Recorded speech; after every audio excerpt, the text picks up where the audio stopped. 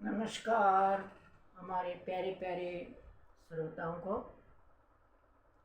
आज जेठ मास शुक्ल पक्ष की गणेश चतुर्थी कथा प्रस्तुत कर रही हूँ। तो गणेश बुद्धि के दाता हैं और गणेश की कथा सुननी चाहिए और व्रत भी करना चाहिए। तो इस प्रकार गणपति गणेश जी से कैसे वंदना करते हैं तो प्लीज़ सुनिएगा। हे गणपति भगवान श्री गणेश, हम सदैव ऐसी वाणी सुने जो हमें सुख दे और बुराइयों से हमेशा दूर रखें।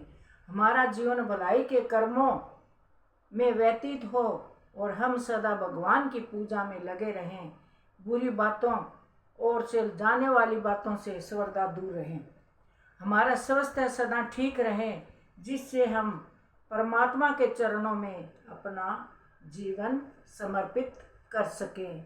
हे गणपति गणेश, बुद्धि के विधाता, हमारे को शक्ति देना, भक्ति देना, ज्ञान देना और तन को तंदुरुस्ती देना। बोलो गणपति देव महाराज की जय।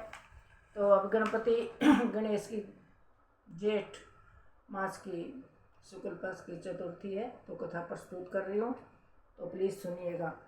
पार्वती ने पूछा, हे पुत्र, जेठ मास की चतुर्थी की किस तरह पूजा करनी चाहिए और इस मास में गणपति जी का क्या नाम है और आहार में किस चीज़ का भोजन करना चाहिए, सूक्ष्म रूप में इस विधि को बताएं।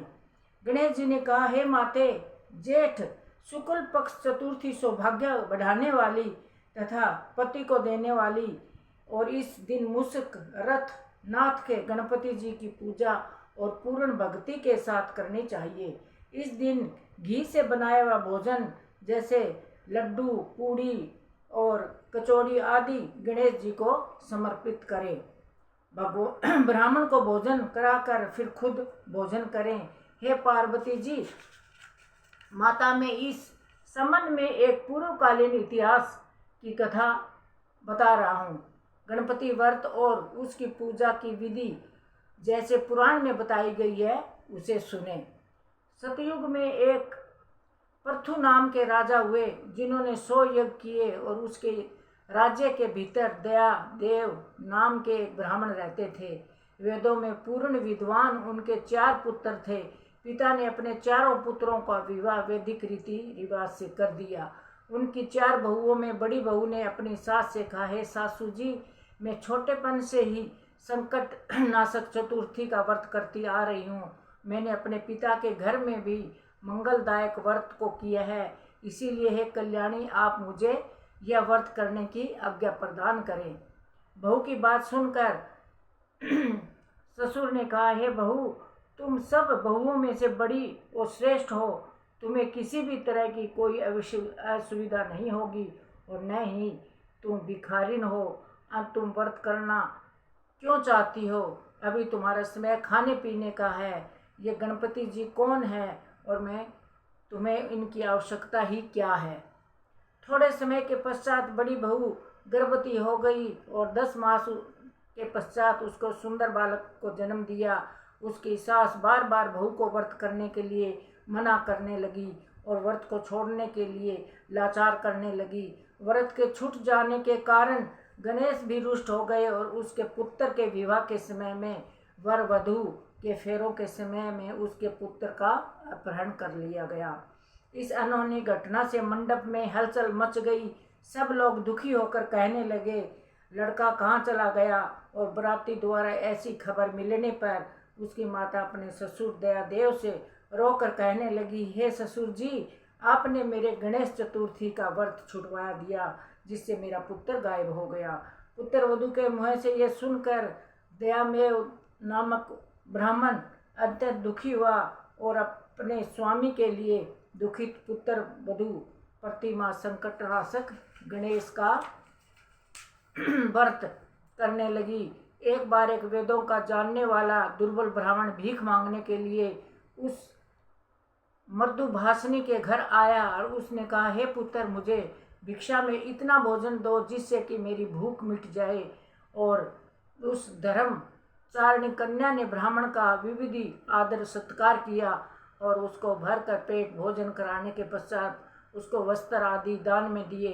कन्या के सेवा भाव से प्रसन्न होकर ब्राह्मण कहने लगा, हे कल्याणी, अब तुम अति प्रसन्न है और तुम अपनी इच्छा सार मुझे वरदान मांग लो। मैं वेशधारी ब्राह्मण गणेश जी हूँ और तुम्हारी श्रद्धा और प्रीति के फलस्वरूप मैं यहाँ आया हूँ।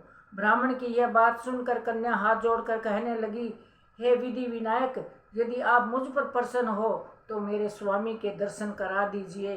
कन्या के ऐसे कहने पर गणेश जी ने उसे कहा, ये उत्तम विचार वाली कन्या, जैसा तुम चाहती हो वैसा ही होगा। तुम्हारा स्वामी जल्दी ही तुम्हें मिल जाएगा। ऐसा कहकर गणेश जी वही अदृश्य हो गए। उसी समय सोम शर्मा नामक का एक ब्राह्मण उस ब्राह्मण बालक को शहर में लाया और अपने पुत्र को देखकर दया में बहुत ही प्रसन्न हुआ। बालक की माता खुशी से फूली नहीं समाई और संपूर्ण नगरवासी बहुत प्रसन्न हुए और बालक की माता ने अपने पुत्र को छाती से लगा लिया और कहने लगी, गणपति जी की कृपा से ही मैं अपने अपहरण किए गए पुत्र को पाया हूँ। उसे नए कपड़े और गहनों में सजाया गया और दया देव को बार बार नतमस्तक होकर कहने लगे, हे द्विज श्रेष्ठ, आपकी कृपावंश ही मैंने अपने खोए हुए पुत्र को पाया है।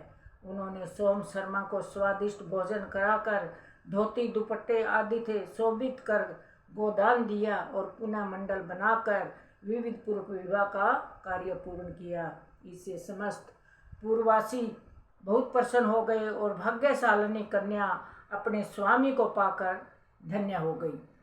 ज्येष्ठ मास की शुक्ल पक्ष की चतुर्थी मनुष्यों की मनोकामना पूर्ण करती है और इस दिन स्त्री पुरुष को एक दंत गणपति गणेश जी की पूजा करनी चाहिए। और हे देवी, पहले कहे गए विधान के अनुसार भक्ति श्रद्धा और युक्त जो मनुष्य इस व्रत और पूजन को करेंगे उसकी समस्त कामना पूरी होगी। श्री कृष्ण कहते हैं, राजन, युधिष्ठिर, भगवान गणपति जी के व्रत का यह मातम है। अपने शत्रुओं का नाश करने हेतु आप भी इस व्रत को निश्चय करना चाहिए। बोलो गणपति देव महाराज की जय। गणेश चतुर्थी का व्रत का विशेष ही महत्व बताया गया है। सभी माताओं और बहनों को ये व्रत करना चाहिए। गणेश बुद्धि के दाता है, अन्न धन के भंडार भरने वाले हैं। बोलो गणपति देव महाराज की जय। ये कथा आपको कैसी लगी आगे शेयर करना प्लीज़, और जिसने लाइक ना किया वो चैनल प्लीज़ सब्सक्राइब जरूर करना।